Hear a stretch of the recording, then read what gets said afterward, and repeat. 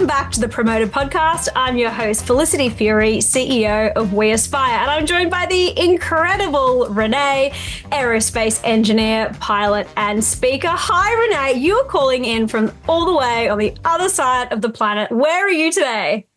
I am calling in from Pasadena in Los Angeles, California, in the US. So good to see you, Felicity. It's been a few weeks. I'm so excited to catch up and talk all things leadership with you.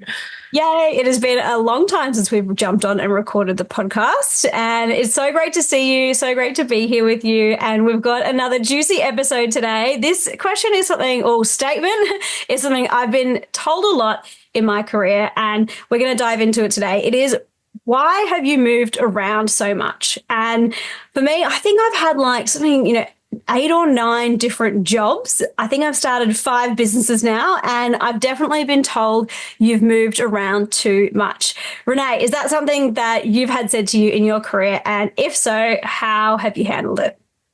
I absolutely have, and I have had to manage conversations and expectations around that as I've moved, particularly into the later phases of my career now. It's becoming a part of my story now and kind of sharing the whys and what I learned and why it was important that I moved around.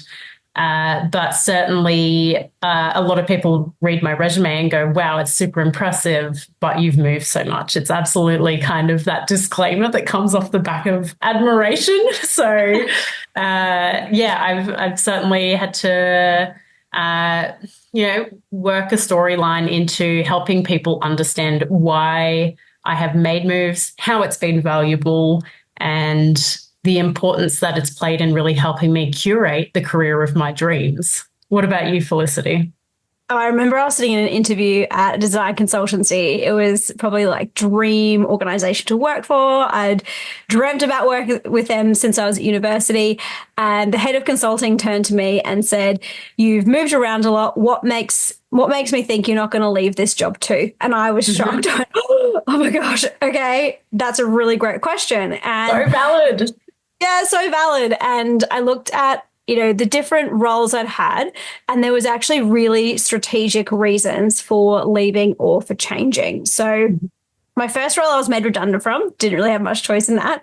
The next one, I was a project manager and I had great experience, but my project got moved to a different department and the department wasn't really where I wanted to be. So I went, okay, cool. I've had this great experience in project managing. What other opportunities are out there? And it was a networking event that I then met somebody who said, maybe you could go into this consulting team and actually change companies. And it wasn't anything I'd thought of, but I thought, I think I'm going to really get great experience from moving into this new role, which actually was in the water sector, which I didn't have any experience in. And I thought if someone's willing to give me that opportunity in a new sector, then that's valuable for me to go move and change. So it was for opportunities like that where I'd gone, okay, I'm actually going to gain a lot of experience from changing, despite maybe it looking like a shortcoming on my CV. There's a really important reason for changing. And I often think, I don't want to get, I feel like the word stuck, but I don't want to stay in something where I'm not learning, I'm not challenging, and I'm not growing. So that's always been a key motivator for me for looking at what's the right opportunity, whether that's internally within an organization, because I've moved roles within organizations too, because I felt like I wasn't gaining the experience, or moving companies too. How have you navigated it, Renee? Or how do you think about the changes? Maybe I'll even start with where I have moved about in my career and what conversations that's then led to. So, I actually think that I became so comfortable moving early in my career because for the first 6 years of my working life, I was rotated almost every 6 months to every 12 months minimum. Wow. So that led to me almost becoming bored after a 6 to 12 month period in a role after that, where I've stayed for over that 12-month period because I'm so accustomed now to learning a skill set and applying it to a project and then moving on to the next thing. And so it's quite interesting. If I look at my behavior, I can notice in myself, as soon as I've mastered something, I tend to get bored quickly. So when I go into a role now, the expectations I have based on that learnt behavior, but also that preferred behavior that I've built over my career, I now look at a job and I go, I need to know that there's going to be numerous challenges and opportunity to grow quite significantly now when I go into a role, because I don't want to walk in and do the same job on routine month after month. That to me is just like loss of life, end of career. That is not a move that I want in my future. So it was quite interesting. And I think it's something that I don't portray well on my resume. And I kind of do that intentionally in a way. So, looking back at my internship with Qantas Engineering, I was with Qantas Engineering for 4 years, but I was in 4 different teams in that time: maintenance operations, fleet performance and development, flight operations, and power plants engineering. And each of those projects rotated between 4 to 6 months, or, that 12-month mark. And, coming out of that, I went onto the Qantas grad program. And again, that was a 2-year program. And every 6 months, I rotated into a completely new team. So the way that I write it on my resume is, Qantas Engineering and then 4 different roles, and then Qantas graduate program and then 4 different roles, right? So already in my short career, I've now had experience across 5 different kind of business pillars, noting that those 4 kind of rotations in engineering were all under Qantas Engineering, whereas those 4 other in the grad program were in completely different businesses. So already I'm 2 years out since graduating, and I've got 5 different units of work experience. So, it's kind of inherent now. My story has started from a very diverse area, and it continues to be diverse. I think after I graduated from engineering and at the end of the graduate program, I didn't really know where to next. And there were a very few number of roles available at Qantas at the time for me to secure an opportunity. And I ended up going into Qantas Loyalty. And because I had had such diverse experience, I was really open to trying anything, really, as long as it was challenging. I went into Qantas Loyalty, and after maybe a month, I realized this job is too easy. There's not enough challenge. Coming off the back of doing an aerospace engineering degree and then moving into a role, I was just hungry for solving complex problems. And I really didn't feel that I felt, or that I had that experience in loyalty. So that led me to going to a tech startup. And then when I got to that tech startup, they wanted me to completely commit to them and drop my flying degree that I'd picked up. And so I was given an ultimatum, so I had to move on again.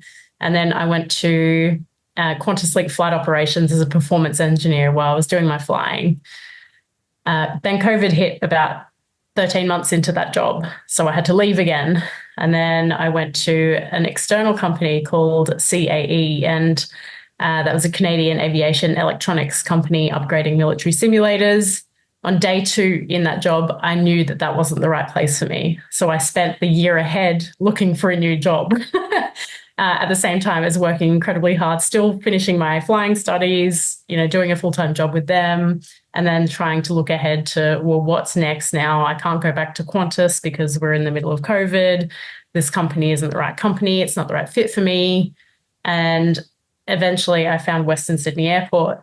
And then Western Sydney Airport was the best job I think I had had in my career until that point in time. It was the most exceptional company, the most exceptional people that I'd ever worked with. So for me, I felt like finally I'm at home. These are the people I want to be with. This is where I can see my career growing and prospering.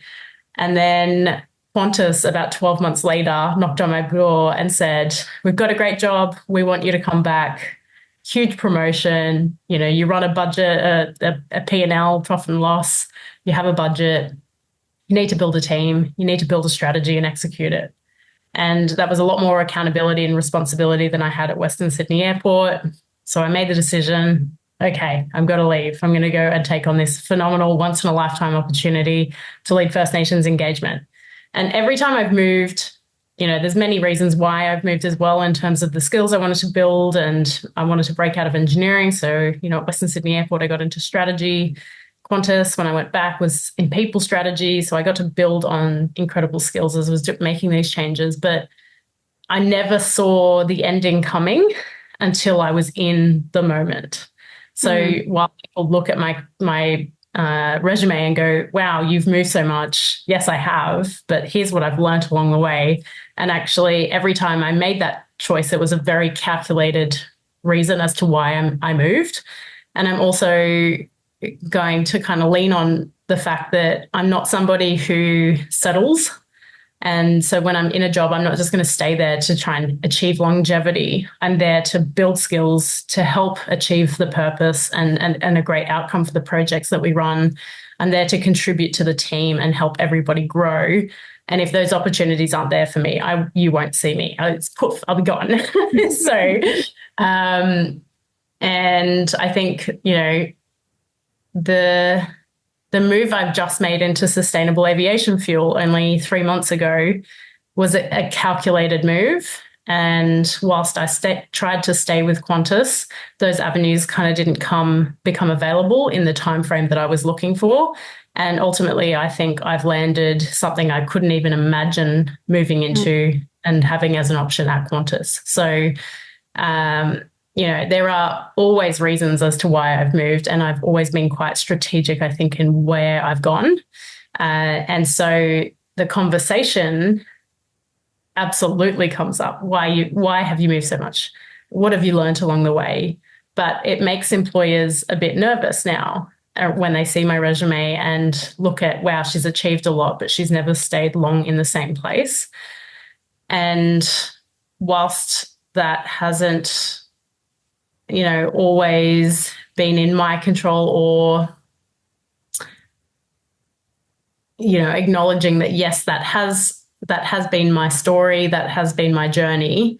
I think the why behind it is the most important part. And if you can tell a story that says, here's what I learned, here's why I made the move, and here's what I've learned, about myself, and this is why I think this place is the right place for me, well, I think how you pull that story together and how you convince and demonstrate with confidence that these were all very intentional, and, now I hope XYZ employer will be a part of my journey, will be the game changer between someone doubting your loyalty in a company versus someone providing the stimulation, the growth, and the opportunity that you clearly can achieve if given the opportunity. Does that make sense? Yeah, I just rambled. I'm so sorry. No, really good. I love how you deep dived into the different experiences. And there's two things I can really hear in your sharing. One is around making decisions that you're going, okay, here's the path, here's what I know about myself, being clear on you, and then making a decision that's going to work for you. So I think that's a really key thing.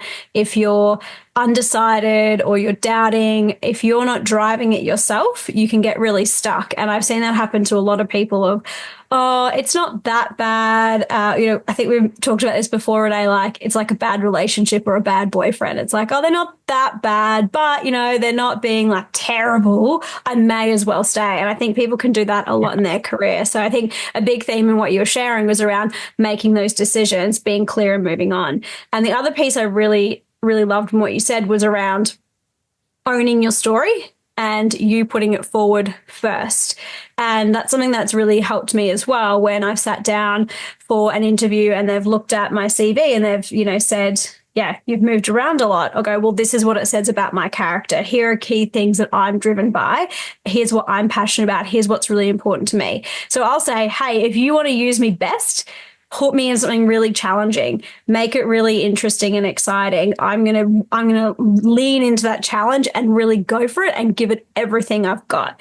Then if I get a bit bored, then that's when I'm going to want to leave, which I think can be tricky for people because keeping, I think, high performers or people who are really switched on, engaged is hard. I know when I'm managing people like that, yeah, you've got to be thinking ahead for them to go, okay, what am I going to give them next? What's going to be the next challenge? What's going to be the next opportunity? So I think there's a piece in understanding yourself and what drives you and motivates you. And then also owning that story so you can really market it to other people as well, and they can use you to your best advantage. Yeah, I couldn't agree more. And, to your point around people that choose to stay out of fear for looking like they're moving around too much or relying on their employer to meet their needs rather than that individual taking control of meeting their own needs is such a different mindset. And if you are the person that's in control of meeting your own needs, you need to do what you need to do. Whether that's, you just made a point around if my needs aren't being met, then I'm going to leave. I don't necessarily, and I know that was just an example, but I don't necessarily think that's, my initial conclusion. I will go, great, all right, I'm in this role. It's been super challenging, but now that challenge has kind of dissipated because it's BAU. I'm just doing the same thing on repeat. Great, all right, well, that's not really of interest to me. So I'm going to have a conversation now with my manager. And this is me taking it into my control, right? So I'm not going to sit there and wait for that opportunity. I'm not going to sit there and wait for that promotion. I'm going to go to my manager and say, hey, I'm a bit disengaged at the moment just because I am finding the task quite easy. I'm ready for the next step. Here's what I want to do. I want to lead a team. I want to build a strategy. I want to own a P&L, a profit and loss, or a budget. I want to take on a new area of the business and make a move. How can you support me? And this is the most important outcome of your next step. If your manager is supportive, they have your best interests at heart, you're a high performer, you're reliable, they bat for you, easy decision. They're going to go, great, actually, I've got all this extra work and I haven't had time to get to it. I'd love for you to have a try. Or they're going to say, I've heard about an opportunity in a different team and I'm more than happy to go and speak to that person and see if you're the right fit or introduce you to them. So they'll be proactive. They'll have your best interests at heart and they will take action. They will take action. That is so, so important. Now, if they don't and they sit back and they go, so sorry, too busy, can't help, don't know about any other opportunities, but you let me know what you need after you've already told them, then you go, great. That's still an awesome outcome because you know where you stand with this person now, right? So then you can start leaning on your other networks or going and taking other people for coffee or start doing your seek research. Like what do I want next? You have to be quite strategic or thought out in where you're going. I think if you, funnily enough, actually, I went through an application process recently for an award. And one of the questions that they had in the interview, or one of the statements they made was, Renee, you've moved around a lot. You must be chasing higher pay. Like that was it was a statement. Wow. They just put it out there. And in my mind, I was like, that's actually not the case at all. Every move I've made, it has been quite intentional and quite well thought out. And it was never about the pay, actually. It just turns out that every time I make a move, it seems to be a bigger role. And obviously that's associated with then a higher paying role. But I certainly haven't. This is the last question that I ask, and it's the last thing I negotiate when I go for roles because I'm so intent on I want that experience because I've spoken to enough people, I've done my research, I figured out that that's the right company, I've taken whatever action I needed to gather enough information to know that that is the next move I want to make.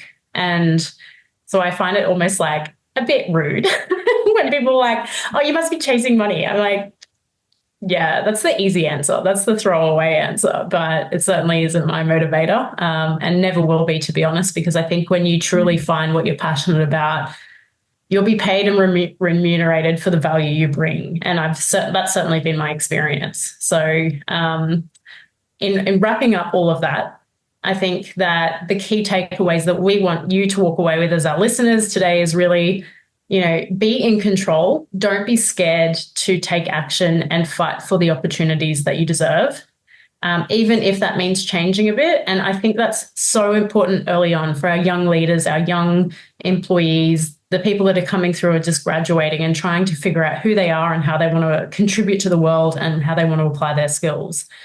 You're not going to have that answer straight off the back of your university degree. If you do, fantastic, but I can imagine your path is still going to change quite significantly, even as you're, choosing those first jobs. But, life is a journey. You don't know what you don't know. And as soon as you start moving around, it's so liberating. It's so empowering because you learn how to manage change. You learn how to network and build relationships. You learn so much about the world and how it operates. So I really encourage people to stop waiting for your employer to give you the opportunity you think you deserve.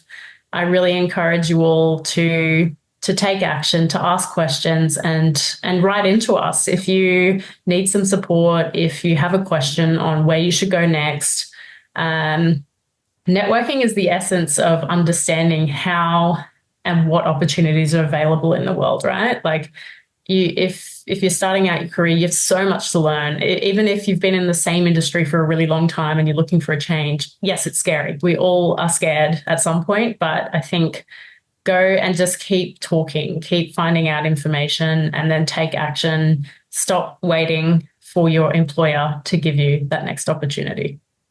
Such a good point. I think taking responsibility is so critical in our careers, and I think it's so underrated. And especially early on, I felt like I didn't have a lot of that ability to take responsibility. That's a tricky thing to say.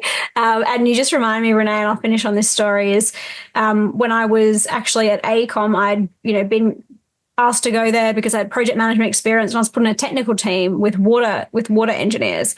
And I felt a bit intimidated, like, what do I know about water resources? But okay, you've given me the job. You think these skills need in the team? I'll give it everything I got. And I got into the team and I was managing projects and things were going well. But then I noticed that the technical skills are really, really valued.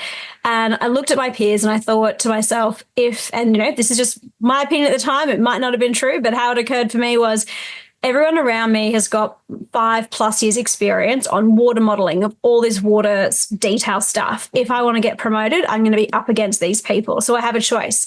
I can spend 5 years getting really great at water design and modeling and my gold sim model or whatever they were doing, or I can look for my next opportunity. And I thought, you know what? Technical isn't my bag. It is actually around communication and project management. That's what I know I'm better at. So I'm going to have to figure out, I liked AECOM. I really wanted to stay there, but I had to figure out, what do I do next? And actually, one of my projects got investigated, which is a whole nother story. But through that process, there was an independent person appointed. His name was Jeff. He was actually formerly a CEO of a legal firm. He was amazing. And he was in the infrastructure advisory team. I'd never heard of infrastructure advisory. I had no idea what that was. Anyway, he's investigating my project. The outcome became fine. And he's like, I think actually, you've got some really great skills and, don't sweat it. Don't worry about it. But I started a relationship with him. I got to meet him and got to know him. And then I had this choice to make. Do I stay in this technical team and go nuts on my technical skills, or do I look at something different? So I started having more conversations with Jeff. And then he said, why don't you have a look at joining my team? Here are the kinds of opportunities. And it was really strategic. It was looking at asset management at really high level of buying assets. It was super cool. And I thought, this is really, really fascinating. I'd like to do this. So I ended up having a year of experience in the water resources team and then a year of experience in infrastructure advisory. And it was a chance meeting. It was networking like you were talking about, Renee. And I think those choices can be really key to shaping your career and pointing you in different directions. And, without that role, I wouldn't have got the role at Arup, et cetera, et cetera. And it kind of goes on from there. So I think I love what you said, Renee, around taking responsibility for your career. And I think at the end of the day, you've always got a choice. It's up to you to make that choice for yourself.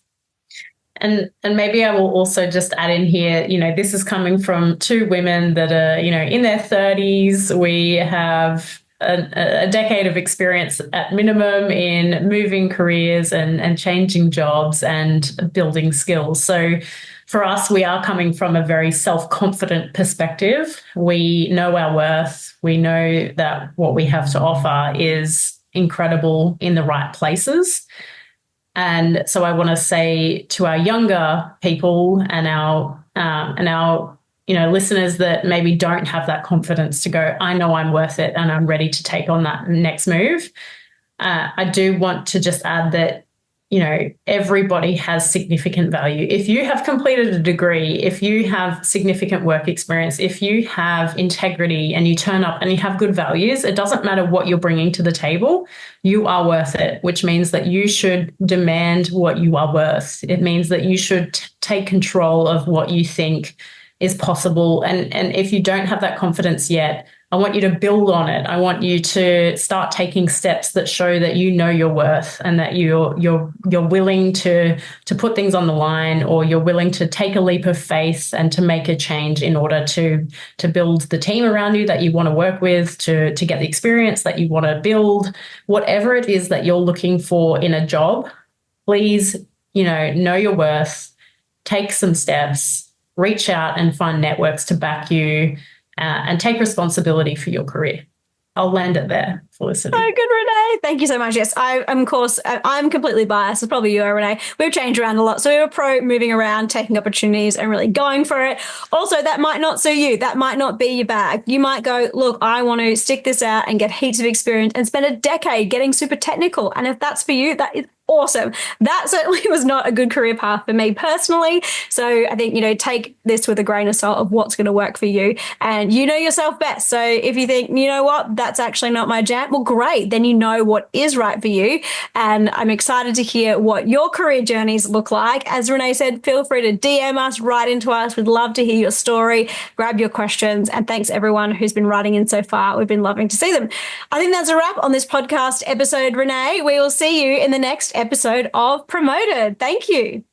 That's a wrap. Catch you next time.